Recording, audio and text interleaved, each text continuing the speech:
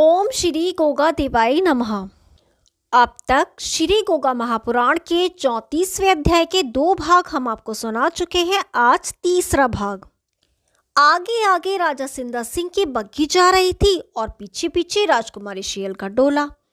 उसके पीछे नगर की सारी जनता भी हंसी खुशी अपने घर जा रही थी। जब बग्घी राजमहल के दरवाजे पर पहुंच गई तब राजा सिंदा सिंह ने बग्घी से उतरकर एक लोटा गंगा जल का मंगवाकर और नरसिंह पांडे को उच्च स्थान पर विराजमान कर गंगा जल से उनके दोनों चरण धोए। खीर पूड़ी जिमाकर पान सुपारी से खूब खातिरदारी की और हाथ जोड़कर बोले, कृपा कर अब अपने वरदान की दोनों वस्तुएं मांगकर मुझे अपने ऋण से उद्धृण करो। राजा सिंदा सिंह की बात सुनकर नरसिंह पांडे बोले, राजन आप तो तोमरवंशी राजपूत हैं। अगर मेरी मांग से आप अपना वचन ना निभा सके तो रहने दो। मैं किसी का दिल दुखाकर कोई वस्तु मांग लेना उचित नहीं समझता हूँ। राजा सिंदा सिंह बोले, आप अभी तोमरवंशी राजपूतों को जानते नहीं हैं। हम लोग अपने वचनों के कितने पक्के होते हैं। वचन बदलने के बदले गंगा जी में डूबकर मरना अधिक पसंद करते हैं। आप आज्ञा करें तो मैं अपने हाथ से अपना शीश काट कर भी आपको भेंट करने में नहीं हिचकिचाऊंगा। मैं अपना सारा राजपाट क्या अपनी प्राण प्यारी महारानी सिरोंजा को भी बलिदान करने में जरा भी अधीर नहीं होऊंगा। इस प्रकार राजा सिंदा सिंह ने अपने महल में सबके सामने जोश में भरकर ये वचन कहे। वहां पर राजकर्मचारी सारे दास दासियां रानी सिरोंजा तथा राजकुमारी शियल भी धीरज धरे खड़ी हुई थी। जब राजा सिंदा सिंह को जोशीले शब्दों में भाषण देते सुना तब नरसिंह पांडे बोले, राजा साहब आप मुझे बार बार वचन मांगने पर जोर दे रहे हैं तो मुझे पहला वरदान यह दे कि आप अपनी कन्या श्रियल का विवाह आमेर राज्य में ना करके बागड़ प्रांत के ददरेवा नगर निवासी राजकुमार गोगावीर के संग करना स्वीकार करें। जहां से आपने सगाई वापस मंगवा ली थी वहीं दोबारा लगन टीका भिजवा दें। आप चाहें तो आमेर वालों को भी मना ना करें। दोनों बारात संग संग आने से भी आपको परेशानी पैदा नहीं होगी। जो बल में बलवान होगा वही दुल्हन को ब्याह कर अपने संग ले जाएगा। आप दोनों वीरों का रण कौशल देखकर जीतने वाले के गले में राजकुमारी से वरमाला डलवा दे।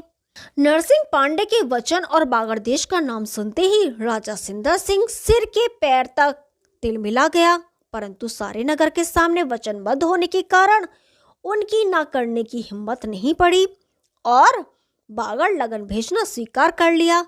जिसे देख दोनों माँ बेटी अपने मन ही मन अति प्रसन्न हो धीरज धरकर चुपचाप बैठी गुरु जालंधर नाथ योगी का भजन करती रही। इधर राजा सिंदा सिंह बोले, और दूसरा वरदान भी हाथ के हाथ मांगकर छुट्टी करो।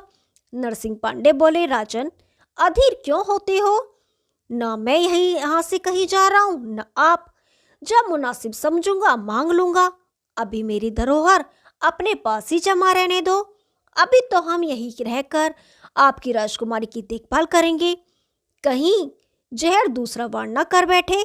इतना सुन राजा सिंदा सिंह काफी बेचैन हो गए और फिर को सोचते हुए धीरज धर अपने दरबार में पहुंचे। राजा सिंदा सिंह के दरबार में चले जाने के बाद जनता भी अपने अपने घरों को चली गई। अपनी सखी सहेलियों को विदा कर राजकुमारी शियल खुशी मनाकर गाने लगी। ये सब माया प्राणपति की जो गुरु गोरखनाथ का चेला कैसा चमत्कार दिखलावे, मतलब कारण वह अलबेला। इसी प्रकार गुनगुनाती गोरखनाथ और अपने पति गोगावीर के गुण गाती मधुर नींद में सो गई। नरसिंह पांडे और ताकीनाग दोनों मनुष्य रूप में जाकर राजा सिंदा सिंह की अतिथिशाला में भांति भांति के मोहन भोग जीम कर आनंद करने लगे। वहीं तखत पर जा गद्दे तकिए लगे थे। गुरु गोरखनाथ के गुण गाते नहीं गाते थे। इधर राजा सिंदा सिंह अपने मंत्रीगण व रानी से सलाह मशवरा कर रात्रि व्यतीत होने पर बागड़ देश लगन पत्रिका भेजने के प्रबंध में लग गए। उन्होंने तुरंत ही राजपुरोहित को बुलवाकर लगन पत्रिका पूजन आदि करने का प्रबंध किया। इधर राज कर्मचारियों और दास दासियों ने सारा प्रबंध कर दिया। तब तक नरसिंह पांडे और ताकीनाग भी मनुष्य चोले में महल के दरबार में आ पहुंचे, जहां लगन पत्रिका लिखी जानी थी। जब ये दोनों बूढ़े कुर्सियों पर विराजमान हो गए, तब राजा सिंधा सिंह, रानी सिरोंजा तथा अपने भतीजे हरि नारायण को एकांत कक्ष में इशारे से बुला सलाह मशवरा करने लगे। तब ताकी बोला, पंडित जी आप यहाँ विराजें, अभी यहाँ काफी देर मालूम पड़ती है, पूजा वगैरह करने में काफी वक्त लग जाएगा। इतने मैं भाभी श्रीयल के कक्ष में जाकर अपने साथी भूरिया नाग की ही पूछताछ कर रहा हूँ। बेचारा जिंदा है या भूखा प्यासा मर गया।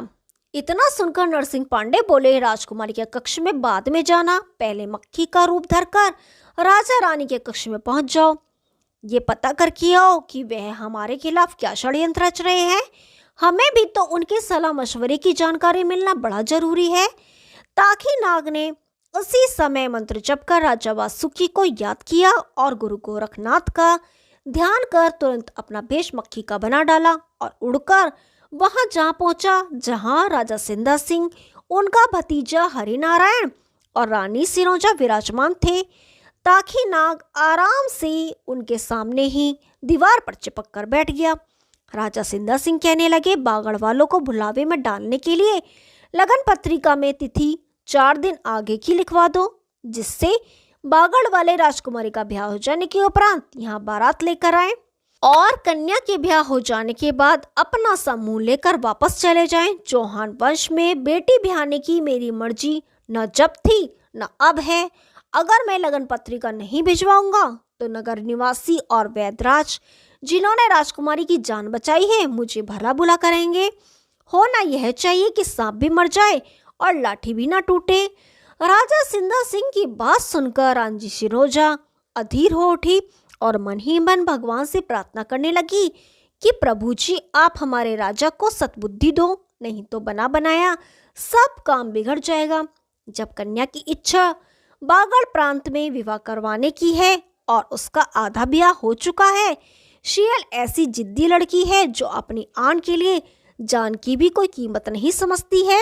बागड़ के राजकुमार गोगावीर के अलावा दूसरे का मुंह भी नहीं देखेगी।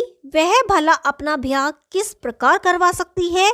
वह अपने धर्म के लिए अपने प्राण न्यौछावर कर सकती है, पर अधर्म नहीं करेगी और न दूसरे को करने देगी। इधर इस प्रकार रानी सिरोंजा भगवान से प्रार्थना करती है और उधर ताकीनाग मक्खी बना दीवार पर बैठा राजा सिंधा सिंह और उनके भतीजे हरिनारायण की बातें सुनता रहा। राजा सिंधा सिंह के भतीजे और रानी सिरोंजा ने राजा को भली भांति समझाया। अपनी की हुई प्रतिज्ञा न तोड़कर राजकुमारी श्रीयल का विवाह बागड़ प्रांत में ही राजकुमार गोगावीर के संग करना चाहिए, परंतु राजा सिंधा सिंह ने अपनी जिद के कारण इन दोनों में से एक की भी न चलने दी और अपने सामने राजपुरोहित को बुलाकर लगन पत्रिका की तिथि 4 दिन आगे की लिखवा दी। राजपुरोहित ने लालचवश अपने राजा सिंधा सिंह के सामने जबान न खोली और 4 दिन आगे की तिथि बदलकर गलत लगन पत्रिका बनाकर तैयार कर दी। तब राजा सिंधा सिंह ने सोचा, जब तक ये बारात यहाँ आएगी तब तक कन्या विदा होकर आमेर नगर पहुंच जाएगी। इसी समय राज्य के प्रधानमंत्री ने कक्ष में प्रवेश किया और बोले, पुरोहित जी ने कहा है लगन की दोहरी सामग्री तैयार हो चुकी है, अब केवल आप लोगों के पधारने की ही देरी है। इतना सुनते ही तीनों प्राणी कक्ष से बाहर चले गए। मक्खी बना ताकी भी उड़कर नरसिंह पांडे के सामने पहुंच मनुष्य बन कुर्सी पर विराजमान हो गया और गोष्ठी की सारी बात चुपके चुपके नरसिंह पांडे के कान में बयान कर दी। अब तुम जानो और तुम्हारा काम जैसा उचित समझो करो। मैं तो चला अब श्रीयल भाभी के कक्ष में अपने साथी भूरिया नाग की खबर लेने के लिए।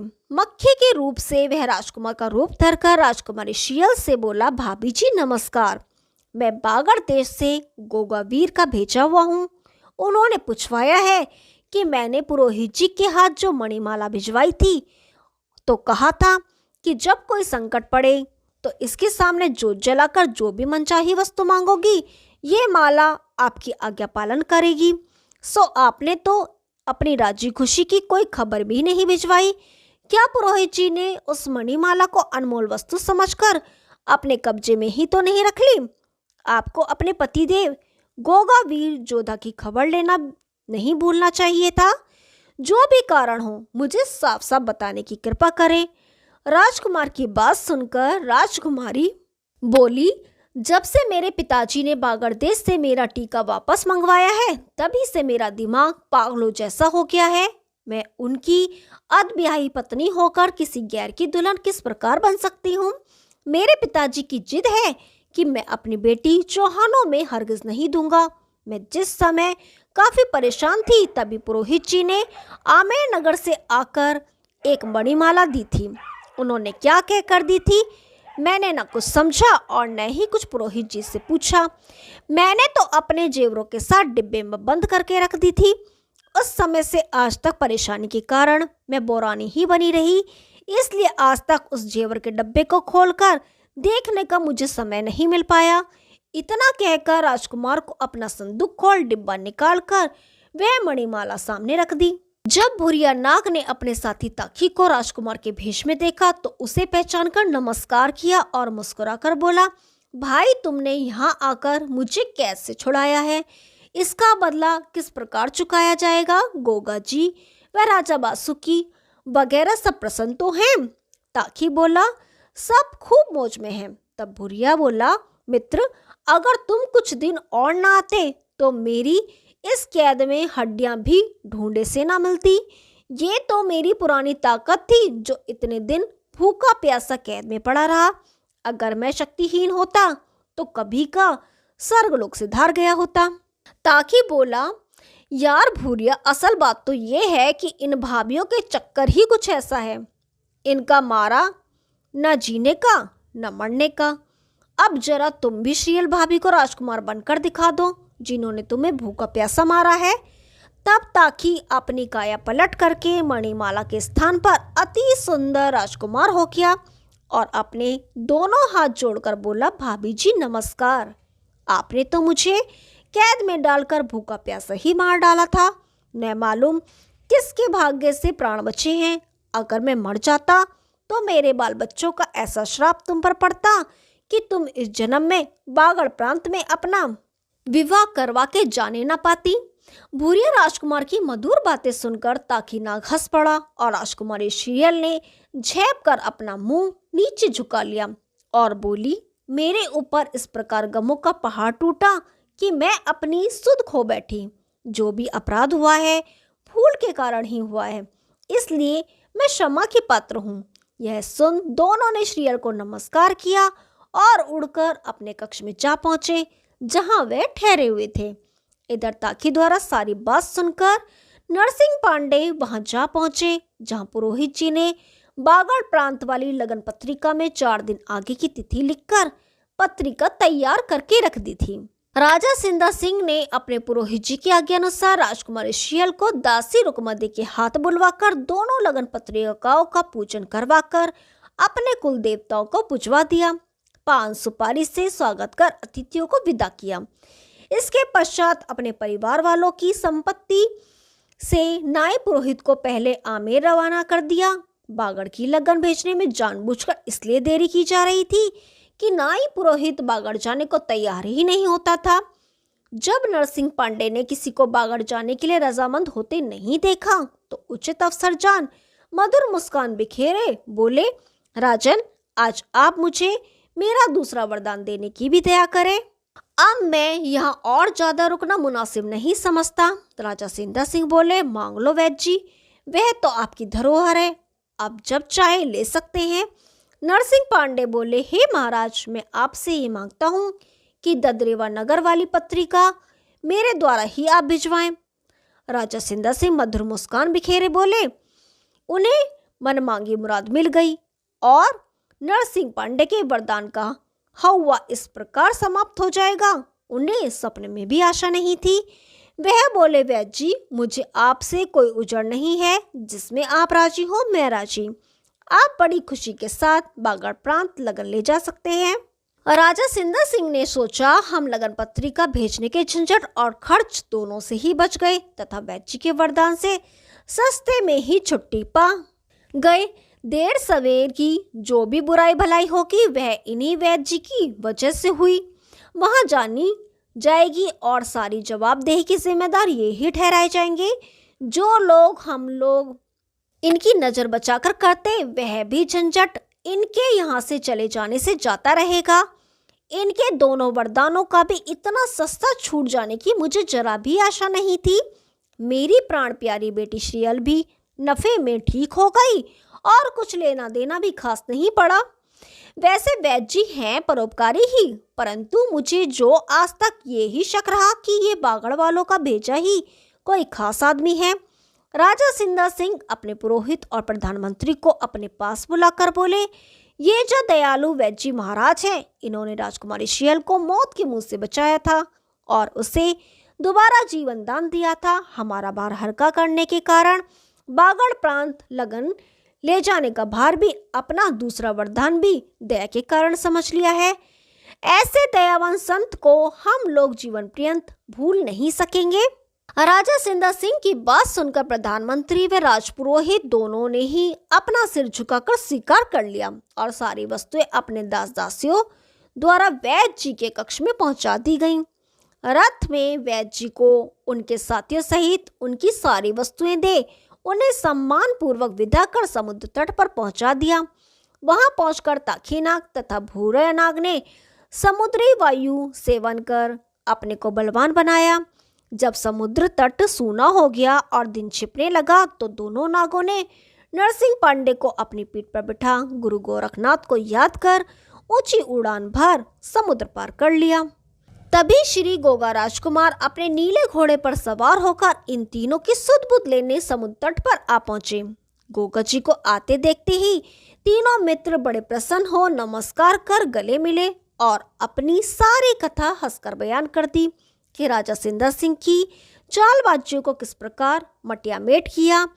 जब गोगा वीर जी ने नरसिंह पांडे की सारी बात सुन ली तो लगन का सारा सामान जो भूरियानाग के कंधे पर था उतरवा कर अपने घोड़े की पीठ पर बांध दिया और लगन पत्रिका अपनी जेब में संभाल कर रख ली। चारों मित्र घोड़े की पीठ पर बैठकर गुरु गोरखनाथ जी की जय बोलकर चल दिए।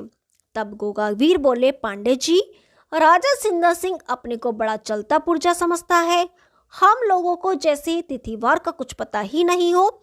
मुझे तो बे माता ने पहले ही बता दिया था फागुन बदी नौमी को ही तुम्हारा और रानी श्रीयल का विवाह होना निश्चित है। हमारी बारात तो दिन पहले ही तंदुल नगरी पहुंच जाएगी। परंतु नरसिंह पांडे ने अपनी तारीफों के पुल बांधने नहीं छोड़े। इसी प्रकार हंसते मुस्कुराते चारों मित्र ददरीवा नगरी आ पहुंचे। तब गोगा वीर ने अपने तीनों मित्रों की खूब खातिरदारी की। फिर ताखीनाग नमस्कार कर आज्ञा ले पातालपुरी में अपनी नागिन के पास जा पहुंचा। भूरिया नाग को मणिमाला के रूप में पहले के ही अनुसार अपने गले में गोगा वीर ने पहन लिया। इसके बाद नरसिंह पांडे को अपने गले से लगाकर बोले, भैया, तुमने अपनी मित्रता को 4 चांद लगा दिए। आपका एहसान भुलाया नहीं जा सकता। आप सा त्यागी मित्र इस स्वार्थी संसार में मिलना बड़ा ही दुर्लभ है। आपने राजा सिंदा सिंह का न आधा राज्य स्वीकार किया न सारा। ये कहकर एक थैली हीरे जवाहरात की अपने मित्र नरसिंह पांडे को भेंट कर दी। श्री गोगा महापुराण 34वां अध्याय समाप्त। कल 35वां अध्याय शुरू करेंगे। तब तक के लिए नमस्कार।